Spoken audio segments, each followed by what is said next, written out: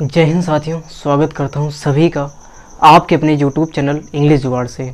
जैसा कि चैनल का नाम इंग्लिश जुगाड़ से है, वैसे हम इंग्लिश को जुगाड़ से सीखते हैं। जैसा हम सभी लोग जानते हैं, जो वोकैब होती है अपने कॉम्पिटिटिव एग्जाम के पर्सपेक्टिव से कितनी इंपॉर्टेंट होती है, और वोकैब हमें याद नहीं होती, लेकिन यहाँ पर हम वोकैब को बहुत ही आसानी से याद करा देते हैं। अगर आप पहली बार वीडियो पर आए हैं तो वीडियो को लाइक करें, चैनल को सब्सक्राइब जरूर करें। अगर आप इसकी PDF चाहते हैं तो आप टेलीग्राम चैनल ज्वाइन कर सकते हैं इंग्लिश जुगाड़ से। जितना भी मैंने पढ़ा है, जितनी भी सेशन कराए हैं, आपको सारी सेशन का वहाँ पर PDF मिल जाएगा। तो जितनी भी अभी तक हमने लगभग 400 to 500 जो है ट्रिक, जो वोकैब है ट्रिक से करा चुके हैं। अगर आप उनको देखना चाहते हैं तो आप प्लेलिस्ट पे जा सकते हैं, उस पर सारे वोकैब आपको मिल जाएंगे। तो बिना किसी टाइम को वेस्ट किए पहले वर्ड चलते हैं। अपना पहला वर्ड है अप्रोब्रियम। अपना पहला वर्ड है अप्रोब्रियम। OPPROBRIUM।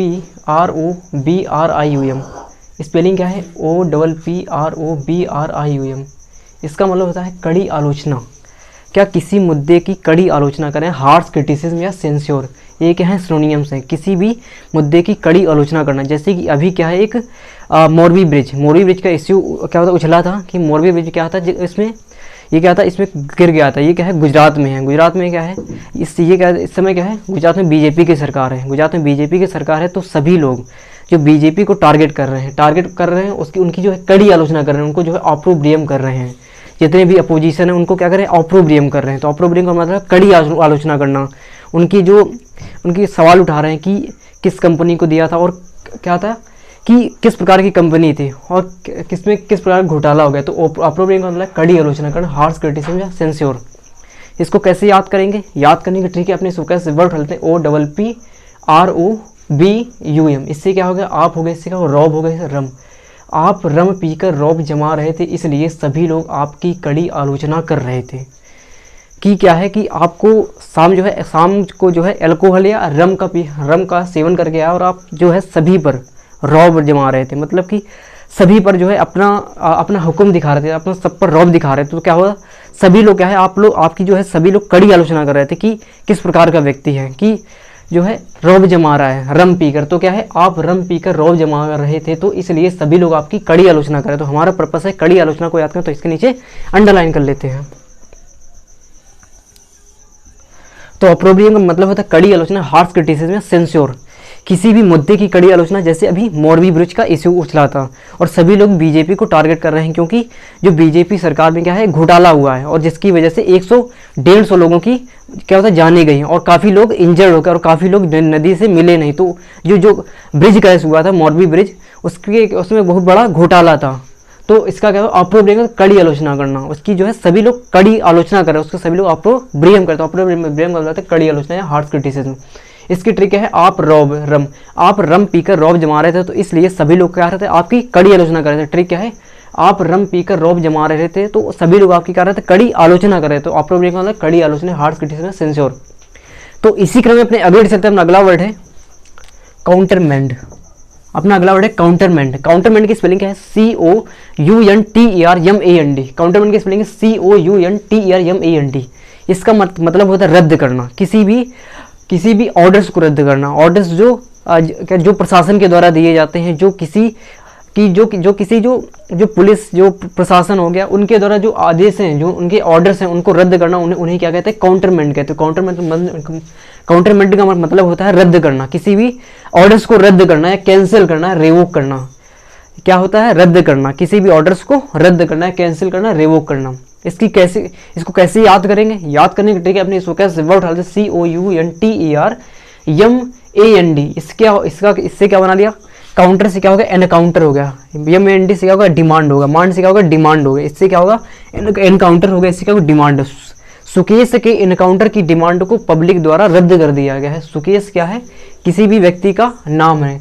तो ट्रिक बना ले, आप यहाँ पर सुकेश की जगह मुकेश, सुरेश कुछ भी कर सकते हैं, जो भी आपका नाम अच्छा लगता है। तो सुकेश के एनकाउंटर की डिमांड को पब्लिक द्वारा रद्द कर दिया। तो हमारा पर्पस क्या है, रद्द करना, को याद करना। तो इसके नीचे अंडरलाइन कर लेते हैं। तो इसके नीचे अंडरलाइन कर दिया। आप अगर यहाँ पर इंग्लिश में याद करना चाहते हैं तो आप इंग्लिश के वर्ड लिख सकते हैं, या कैंसिल लिख सकते हैं, रेवोक लिख सकते हैं, काउंटरमैंड लिख सकते हैं, अगर आप इंग्लिश में याद करना चाहते हैं।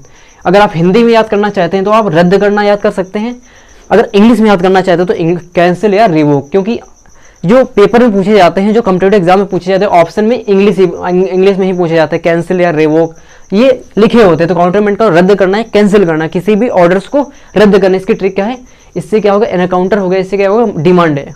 सुकेश के एनकाउंटर की डिमांड को पब्लिक द्वारा रद्द कर दिया है। जो पब्लिक ने डिमांड की थी कि इनका जो है एनकाउंटर होना चाहिए, इस व्यक्ति का एनकाउंटर होना चाहिए, तो पब्लिक क्या हुआ, तो उसने क्या किया कि माफ़ी मांग ली। जो सुकेश है उसने पब्लिक से माफ़ी मांग ली, तो पब्लिक ने क्या किया, उसकी जो डिमांड थी, इसके जो एनकाउंटर की डिमांड थी उसको रद्द कर दिया। तो इसका मतलब था रद्द करना है, कैंसिल करना, रिवोक करना। ट्रिक क्या है, काउंटर, इससे क्या होगा, डिमांड, इससे क्या होगा, एनकाउंटर होगा, इसका डिमांड।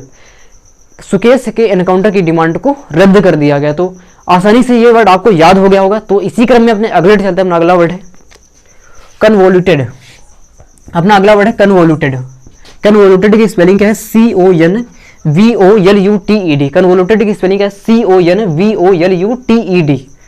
इसका मतलब क्या होता है, इसका मतलब होता है अत्यंत जटिल या एक्सट्रीमली कॉम्प्लिकेटेड या इंट्रिकेट। क्या क्या जटिल होना, किसी भी प्रकार की डेफिनेशन होगा या एक्सप्लेनेशन होगी, उससे जटिल होना। तो उसे उस सेंस में क्या वर्ड यूज करते हैं, उस सेंस में यूज करते हैं कन्वोल्यूटेड। जैसे कि आपके स्कूल या कॉलेज में कोई भी टीचर आता है, एक लंबी एक्सप्लेनेशन दे देता है किसी भी टॉपिक की, और वो आपको समझ में नहीं आती, वो क्या बहुत ज़्यादा आपको बहुत ज़्यादा जटिल लगती है, बहुत ज़्यादा कठिन लगती है, ऐसी वो समझ में नहीं आ रही, तो आप उसे बोल सकते हैं इट इज़ कन्वोल्यूटेड। क्या है, इट इज़ कन्वोल्यूटेड। क्या है, जो डेफिनेशन थी, जो एक्सप्लेनेशन जो सर ने बताया, जो टीचर ने बताया, वो क्या है, कन्वोल्यूटेड है। क्या बहुत ज़्यादा जटिल है, वो समझ नहीं आ रहा। तो अत्यंत जटिल होना है कॉम्प्लिकेटेड है एंट्रीकेट। एंट्रीकेट क्या है, बहुत अच्छा सिनोनिम्स जो बहुत एग्जामों में आता रहता है। तो कॉम्प्लिकेटेड का मतलब होता है जटिल, या कन्वोल्यूटेड का मतलब अत्यंत जटिल। ये क्या है, सारे सिनोनिम्स हैं जो आपके डिफरेंट एग्जाम में पूछे गए हैं। तो कन्वोल्यूटेड का मतलब अत्यंत जटिल। क्या जटिल होना, किसी भी प्रकार की डेफिनेशन हो गई या किसी प्रकार एक्सप्लेनेशन हो गई। आप कोई भी बुक उठाते हैं, आप कोई टॉपिक पढ़ते हैं, आपकी एक डेफिनेशन पढ़ते हैं, आपको समझ में नहीं आती है, या उसमें पढ़ने में डिफिकल्टी होती है, तो आप उसे बोल सकते हैं इट इज़ कन्वोल्यूटेड, कि ये बहुत ज़्यादा जटिल है, मुझे समझ नहीं आ रहा था। क्या जटिल होना, किसी भी प्रकार की डेफिनेशन या एक्सप्लेनेशन। तो कन्वोल्यूटेड का मतलब अत्यंत जटिल या कॉम्प्लिकेटेड, इंट्रिकेट। तो इसी क्रम में अपने अगले चैप्टर में अगला वर्ड है टेम्पोरल। टेम्पोरल की स्पेलिंग क्या है, TEMPORAL। टेम्पोरल की स्पेलिंग क्या है, TEMPORAL। इसका मतलब होता है सांसारिक या मटेरियल नॉन स्पिरिचुअल। ऐसी चीजें जो भौतिकता से क्या होता है, संबंधित हैं, ऐसी चीजें जो सांसारिक हैं, ऐसी चीजें जो धार्मिक नहीं है, ऐसी चीजें जो स्पिरिचुअल नहीं है। क्या है, नॉन स्पिरिचुअल। स्पिरिचुअल का मतलब होता है धार्मिक, नॉन स्पिरिचुअल का मतलब होता है अधार्मिक, जो चीजें धार्मिक नहीं है। तो इसका मतलब है सांसारिक या मटेरियल या नॉन स्पिरिचुअल, जो चीजें धार्मिक नहीं होती, जो चीजें सांसारिक होती, जैसे कि जो गाड़ी हो गया, बंगला हो गया, पैसा हो गया, जो भी धन है, ये क्या है, ये सांसारिक चीजें हैं। ये क्या है, सांसारिक चीजें। क्या है, ये जो क्या है स्पिरिचुअल नहीं है, ये क्या है धार्मिक नहीं, ये क्या है रिलीजियस नहीं है। तो इसका मतलब है सांसारिक चीजें, सांसारिक हो गए, मटेरियल नॉन, क्या होता है, जो भी आपके जो इंफ्रास्ट्रक्चर हो गया, जो पैसा हो गया, ये क्या है सब मटेरियलिस्टिक चीजें हैं, सभी क्या है सांसारिक चीजें हैं, जो भाई संसार से डिपेंड करते हैं। क्या है, जो भौतिकता पर निर्भर करते हैं, जो भौतिकता से संबंधित है। तो टेम्पोरल का सांसारिक, जो संसार से निर्भर, जो संसार से संबंधित है, जैसे कि जो भी पैसा हो गया, जो भी मटेरियलिस्टिक चीजें जो स्पिरिचुअल नहीं है। तो इसको कैसे याद करेंगे, याद करने की ट्रिक अपने इसको क्या वर्ड डाले TOMPORAL। इससे क्या होगा, टेम्पो होगा, इससे क्या होगा रेल। टेम्पो और रेल दोनों ही सांसारिक चीजें हैं। क्या, जो टेम्पो और रेल है ना, ये क्या है, ये संसार में है, ये क्या है, ये कोई स्पिरिचुअल नहीं है, ये क्या है भौतिक चीजें, ये क्या है सांसारिक चीजें हैं। तो ये उससे क्या ट्रिक बना ली है। तो ट्रिक क्या बन गया, टेम्पो, इससे क्या रेल हो गया। टेम्पो और रेल दोनों ही सांसारिक चीजें हैं। तो हमारा पर्पस है सांसारिक को याद करना, तो इसके नीचे अंडरलाइन कर लेते हैं। अगर आप अंग्रेजी में याद करना चाहते हैं तो आप लिख सकते हैं मटेरियल एंड नॉन स्पिरिचुअल, अगर आप अंग्रेजी में याद करना चाहते हैं। तो टेम्पोरल का मतलब सांसारिक है, मटेरियल नॉन स्पिरिचुअल। इसकी ट्रिक क्या है, टेम्पो और रेल क्या है, दोनों ही क्या है सांसारिक चीजें हैं। टेम्पो और रेल दोनों ही भौतिक चीजें हैं। टेम्पो और रेल दोनों ही क्या होता है मटेरियलिस्टिक चीजें हैं। तो टेम्पोरल का मतलब सांसारिक या क्या है मटेरियल है, नॉन स्पिरिचुअल। तो इसी क्रम में अपने अगले चैप्टर में अगला वर्ड है एसेटिज्म। क्या है, एसेटिसिज्म। क्या है, एसेटिसिज्म। एसेटिसिज्म स्पेलिंग क्या है? ASCETICISM। क्या स्पेलिंग है एसेटिसिज्म की? ASCETICISM। इसका मतलब होता है बहुत ज़्यादा नियंत्रण होना, बहुत ज़्यादा अपने ऊपर कंट्रोल होना, अपनी इंद्रियों पर बहुत ज़्यादा कंट्रोल होना या बहुत ज़्यादा नियंत्रण या सेल्फ कंट्रोल। एब्सटीनेंस, ये क्या है? सिनोनियम से एब्सटीनेंस हो गया, या सेल्फ कंट्रोल या सेल्फ डिसिप्लिन, जो बहुत ज़्यादा डिसिप्लिन रखता है, जो बहुत ज़्यादा अपने आप को नियंत्रित रखता है, जो भी डिस्ट्रैक्ट नहीं होता है, जो जल्दी से जो डिस्ट्रैक्ट होता ही नहीं है, जो बहुत ज़्यादा अपने ऊपर कंट्रोल है, जो अगर यूट्यूब पर पढ़ने जाएगा तो सिर्फ पढ़ेगा, किसी भी प्रकार की वीडियो नहीं देखेगा, जो किसी कोई शॉर्ट नहीं देखेगा, उसको कोई डिस्ट्रैक्शन नहीं, उसको जो है अपने ऊपर बहुत ज़्यादा नियंत्रण होता है। तो जो जिस व्यक्ति को अपने ऊपर बहुत ज़्यादा नियंत्रण होता है उसे बोलते हैं एसेटिसिज्म। एसेटिसिज्म का मतलब होता है बहुत ज़्यादा नियंत्रण या सेल्फ कंट्रोल या सेल्फ डिसिप्लिन या एब्सटीनेंस। क्या है? एब्सटीनेंस। इसको कैसे याद करेंगे? याद करने की ट्रिक अपने इसको कैसे वर्ड डालते हैं? ASCETIC। अगर आप लोग इसकी इस मीनिंग नहीं जानते, इसका मतलब क्या होता है, एसेटिक का मतलब क्या होता है? इसका एसेटिक मतलब सन्यासी, योगी, जो संसारिक चीजों से विरय हो चुके हैं, जो है क्या है? एसेटिक, जो सन्यासी, जो सन्यास ले चुके हैं। तो एसेटिक का मतलब था सन्यासी। तो अपने वर्ड उठाने ASCETIC। क्या उठा रहे? ASCETIC। इससे क्या होगा? एसेटिक मतलब सन्यासी। सन्यासी कौन होते हैं आप लोग जानते हैं? जो संसार से जो भी चीजें हैं, जो चीजें सेल्फ प्लीजर देती हैं, जो भी आनंद देती हैं, उनसे मुक्ति पा लेते हैं। जो संसार से जो सांसारिक चीजें हैं उनसे मुक्ति पा लेते हैं, उन्हें कहते हैं सन्यासी। तो सन्यासी, एसेटिक का मतलब होता है सन्यासी। तो इसी से ट्रिक है, एसेटिक या सन्यासी में बहुत ज्यादा नियंत्रण होता है। जो सन्यासी होते हैं उनमें क्या होता है? बहुत ज्यादा नियंत्रण होता है। उनमें क्या होता है? बहुत ज्यादा नियंत्रण होता है। वो ज़्यादा से जल्दी से डिस्ट्रैक्ट नहीं होते हैं। वो किसी भी प्रकार की जो खुशी है, कोई प्लेजर है या इंजॉयमेंट है, किसी प्रकार इंजॉय नहीं करते हैं। और उनमें क्या है? एक बहुत ज़्यादा नियंत्रण होता है। जैसे जो योगी हो गए, जो भी महात्मा हो गए, जैसे कि जो भी व्यक्ति हैं, तो एसेटिसिज्म का मतलब है बहुत अधिक नियंत्रण या सेल्फ कंट्रोल या सेल्फ डिसिप्लिन या एब्सटीनेंस। इसकी ट्रिक क्या है?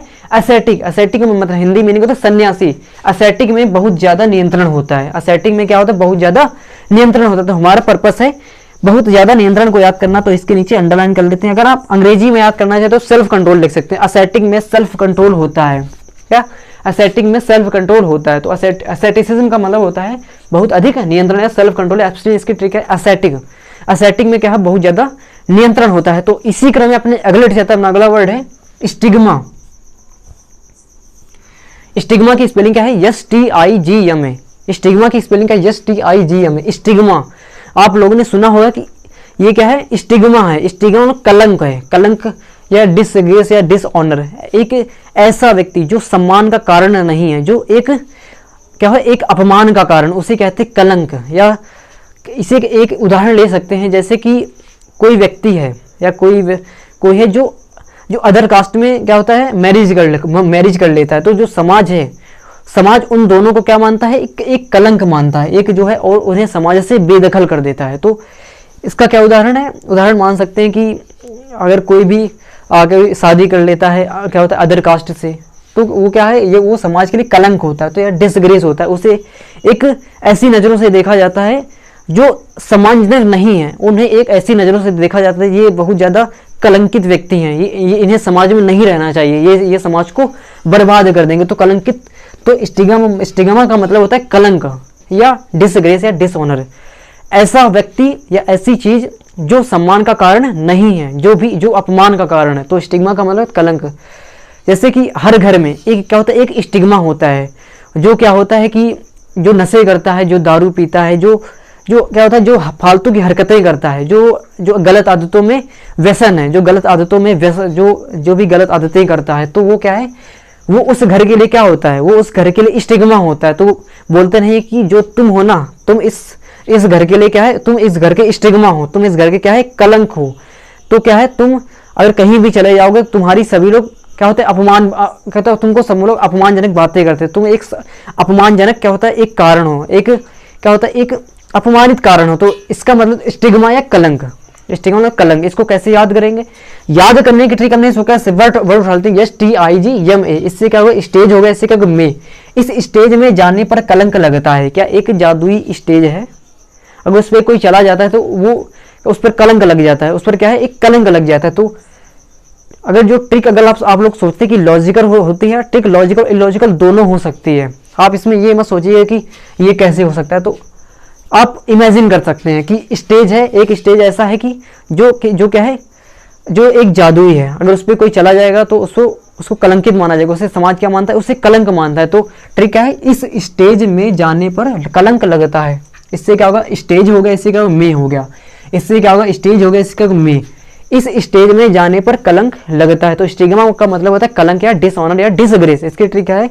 स्टेज में, इस स्टेज में जाने पर कलंक लगता है। तो हमारा पर्पस है कलंक को याद करना, तो इसके नीचे अंडरलाइन कर लेते हैं। अगर आप इंग्लिश में याद करना चाहते हैं तो आप यहाँ पर डिसग्रेस या डिसऑनर लिख सकते हैं। तो इसी क्रम में अपने अगले चलते हैं। अगला वर्ड है इंसिपिड। इंसिपिड की स्पेलिंग है INSIPID। INSIPID। इंसिपिड का मतलब होता है टेस्टलेस, स्वादहीन या डिसफ्लेवर या फ्लेवरलेस। एक ऐसा खाना जिसमें किसी प्रकार का टेस्ट नहीं है। अगर आप क्या होता है? पानी की बतासे खाने जाते हैं, अगर आप एक साधारण सा पानी दे देता है जिसमें किसी प्रकार का वो मजा नहीं है, जो क्या होता है जिसमें उसमें स्वाद नहीं, तो आप उसे बोल सकते हैं कि इट इज इंसिपिड। जो पानी के बतासे थे वो क्या थे? इंसिपिड थे। वो क्या थे? स्वादहीन थे। अगर आपको कोई कुछ खाना पसंद नहीं आता है तो आप उसे बोल सकते हैं इट इज इंसिपिड। ये क्या है? स्वादहीन है। खाना क्या है? स्वादहीन है। तो इंसिपिड का मतलब क्या है? स्वादहीन या टेस्टलेस या फ्लेवरलेस। तो इसको कैसे याद करेंगे? याद करने की ट्रिक हमने इसको कैसे वर्ड है INSIP। इससे क्या होगा? डी। इससे क्या? IN से क्या होगा? इनकी हो गई, SIP सिप। इसके डी से क्या? दही बड़े। इनकी सिप के दही बड़े स्वादहीन है। ट्रिक क्या है? इससे क्या होगा? इनकी हो गया, इसके सिप। इससे क्या होगा? डी से क्या? दही बड़े। IN से क्या होगा? इनके हो गया, इससे क्या? सिप हो गया, इसका दही बड़े। इनकी सिप के दही बड़े क्या है? स्वादहीन है। तो हमारा पर्पस है इसको याद करना, तो इसके नीचे अंडरलाइन कर लेते हैं। अगर आप याद करना चाहते हैं अंग्रेजी में तो आप लिख सकते हैं टेस्टलेस या फ्लेवरलेस। तो इंसिपिड का मतलब स्वादहीन। इसकी ट्रिक क्या है? इनकी सिप के दही बड़े क्या है? स्वादहीन है। तो इसी क्रम में अपने अगले चलते हैं। अगला वर्ड है टैरडी। टैरडी की स्पेलिंग है TARDY। इसका मतलब होता है लेजी, स्लो इन एक्शन। जो काम करने में धीमा व्यक्ति है, जो काम करने में टाइम लगाता है। जैसे कि हर घर में एक ऐसा व्यक्ति होता है जो काम करने में एक टाइम लगाता है। उससे कुछ कहो वो थोड़ी लेट सुनता है, वो थोड़ी लेट करता है। तो इसका मतलब स्लो इन एक्शन या धीमा या सुस्त या लेजी। तो इसका मतलब क्या होता है? टैरडी। जो भी व्यक्ति आपके घर में है जो काम बताओ थोड़ी देर में कर रहा है, कुछ भी कोई पंचुअल नहीं, वो तुरंत बात सुनता नहीं, वो एक टाइम लगाता है। तो इसका मतलब स्लो, उसे आप बोल सकते हैं टैरडी, कि दैट मैन इज टैरडी। वो व्यक्ति जो है ना टैरडी मतलब स्लो है, जो काम करता है उसमें स्लो है। तो इसका मतलब होता है स्लो। इसको कैसे याद करेंगे? याद करने की ट्रिक है अपने, इसको कैसे वर्ड उठा ले TARD। इससे क्या होगा? तार होगा, इसके तार देने वाला स्लो था। जिस व्यक्ति से हमने तार मंगाया था डिलीवरी में, जो तार देने वाला आया था वो बहुत ज़्यादा लेट कर दिया था। जब मंगाया था डेट थी 25 को, देने आया था 27 को। मतलब क्या है? वो अपने काम में अपने जो एक्शन थे ना उसमें स्लो था। जो भी पंचुअल नहीं था वो क्या था? स्लो था। तो ट्रिक क्या है? तार देने वाला स्लो था। तो हमारा पर्पस है स्लो को याद करना, तो इसके नीचे अंडरलाइन कर लेते हैं। तो टैरडी का मतलब स्लो, लेजी या धीमा, सुस्त। जो भी अपने काम में लेजी होता है, जो भी अपने काम में धीमा होता है। तो इसी क्रम में अपने अगला वर्ड है नेबुलस। नेबुलस का स्पेलिंग है NEBULOUS। नेबुलस की स्पेलिंग है NEBULOUS। इसका मतलब धुंधला, अस्पष्ट या हेजी या एम्बिगस। ये बातें भी हो सकती है या किसी प्रकार के जो शब्द हो सकते हैं। कोई बातें जो अस्पष्ट रूप से कर रहा है, घुमा फिरा कर रहा है, घुमा फिरा कर सीधे पॉइंट पे नहीं आ रहा है कि उसे कुछ बात कहना, लेकिन वो घुमा फिरा कर रहा है, वो अस्पष्ट तरीके से बात कर रहा है। तो आप उसे बोल सकते हैं कि क्यों जो बातें को नेबुलस कर रहे हो, बातों को जो नेबुलस क्यों कर, बातों को धुंधला क्यों कर रहे हो, आप सीधे बोल सकते हो। नेबुलस का मतलब धुंधला या हेजी एम्बिगस। इसको कैसे याद करेंगे? याद करने की ट्रिक हमने इसको कैसे वर्ड उठाते हैं NEBULOUS। इससे क्या होगा? नींबू, इसकी लस्सी, नींबू की लस्सी धुंधली होती है। जो लस्सी बनाते हैं नींबू की, तो वो क्या होता है, देखने में क्या धुंधली धुंधली दिखती है। उस जो अगर पानी देखते हैं वो क्लियर होता है, लेकिन अगर जो लस्सी होती है वो क्या है, धुंधली होती है। तो ट्रिक क्या है, इससे क्या होगा, नींबू हो गया, इससे लस्सी, नींबू की लस्सी क्या है, धुंधली होती है। तो आप यहाँ पर हेजी लिख सकते हैं, एम्बिगस लिख सकते हैं, जैसे आप याद करना चाहते हैं। तो इसी कारण अपने अगले चैप्टर में अगला वर्ड है फ्रिप्री। अपना अगला वर्ड है फ्रिप्री। फ्रिप्री की स्पेलिंग क्या है, FRIPPERY, FRIPPERY। इसका मतलब है दिखावा, दिखावा या ऑस्टेंटेशन या डेकोरेशन। दिखावा, एक ऐसा दिखावा जिसमें आपके पास कुछ है फिर भी आप एक कुछ चीज़ें ऐड कर रहे हैं दिखाने के लिए। जैसे कि कोई व्यक्ति इंग्लिश बोल रहा है, एक होती है साधारण इंग्लिश कि एक व्यक्ति समझ जाए, एक होता है कि तरह तरह की वोकैब उसमें लगा रहा है, तरह तरह के इडियम फ्रेजेस लगा रहा है, जिससे व्यक्ति कोई समझ ना पाए, उसको दिखा रहा है कि हमें इंग्लिश आती है, हम ऐसी इंग्लिश बोल सकते हैं। ऐसी नहीं बोलना है कि सामने वाला व्यक्ति समझ जाए, ऐसी बोल रहा है जिससे उसको लगे कि हमारा लेवल है, कि हमें जो है कुछ आता है, वो अपना दिखा रहा है। तो क्या होता है कि जब कोई इंग्लिश बोलता है और उसमें एक्स्ट्रा वोकैब ऐड करता है जो आपको पता नहीं होती हैं, इडियम फ्रेजल वर्ड ऐड करता है जो आपको पता नहीं होती है, तो वो क्या है, अपनी जो स्किल है ना वो दिखा रहा है, वो दिखावा कर रहा है। तो आप उससे बोल सकते हैं कि क्यों फ्रिप्री कर रहे हो, क्यों फ्रिप्री कर रहे हो। तो फ्रिप्री का मतलब होता है दिखावा या ऑस्टेंटेशन, डेकोरेशन। इसको कैसे याद करेंगे, याद करने की ट्रिक है अपनी कैसे वर्ड हल है, FRIPRY। इसे क्या, फ्री, फ्री के पैसों से परी दिखावा करती है। जो परी है उसके पास पैसे नहीं है, उसको फ्री के पैसे मिलते हैं, उससे क्या करती है, दिखावा करती है कि आज मैं ये ले आई, आज मैं वो ले आई। अपनी जो सहेलियों के साथ क्या होता है, दिखावा करती है, आज मैं ये बैग लाई, आज मैं ये ड्रेस लाई। तो वो क्या करते हैं, दिखावा करती रहती है। तो क्या होता है, फ्री के पैसों से परी दिखावा करती रहती है। तो फ्रिप्री का मतलब दिखावा, ऑस्टेंटेशन, डेकोरेशन। इसकी ट्रिक क्या है, इसी का अगर फ्री हो गया, इसी का परी, फ्री के पैसों से परी क्या है, दिखावा करती रहती है। फ्रिप्री का मतलब होता है दिखावा या ऑस्टेंटेशन या डेकोरेशन। तो इसकी ट्रिक क्या है, फ्री में परी क्या है, फ्री के पैसों से परी दिखावा करती रहती है। तो हमारा पर्पस है दिखावा को याद करना, तो इसके नीचे अंडरलाइन कर लेते हैं। तो फ्रिप्री का मतलब है दिखावा या ऑस्टेंटेशन। तो इसी वर्ड के साथ इस सेशन को समाप्त करते हैं। अगर आपको सेशन पसंद आए तो सेशन को लाइक करें, चैनल को सब्सक्राइब जरूर करें और कमेंट में बताएं कि आपको सेशन कैसा लगा। तो मिलते हैं अपने अगले वीडियो में। तो इसी के साथ जय हिंद।